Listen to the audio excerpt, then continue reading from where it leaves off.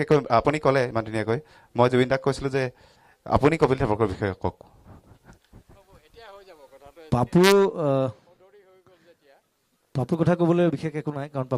পাপুৱে মোক জন্ম দিছে আৰু গোটেই মোৰ জীৱন যাত্ৰাটোত মই জুবিন গাৰ্গ হোৱালৈকে মোক ঠেলি দিয়া মানুহটো হৈছে পাপু আৰু মা অভিয়াছলি মাও আছিলে আৰু এতিয়া সমালোচনাৰ কথা সমীৰে কৈছে হয় কিতাপখনৰ বাবে মোক আলোচনাও কৰিছে সমালোচনাও কৰিছে সেইটো কাৰণে ধন্যবাদ কাৰণ মই দুইটা বস্তু ভাল পাওঁ আৰু অসমত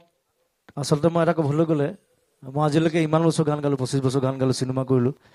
ভালকৈ কোনো আলোচনা কৰিব নাজানে কোনো সমালোচনা কৰিব নাজানে কথাটো সেইটো আৰু মই দুইটা বস্তুৱে ভাল পাওঁ মই সদায় কওঁ যে আই এম লাইক ৱাটাৰ এতিয়া পানীটো নহ'লেও নহয় পানী বাঢ়িলেও গালি খাব লাগে পানী শুকালেও গালি খাব লাগে কিন্তু পানীটো দৰকাৰ সদায় so' be like water my friend thank U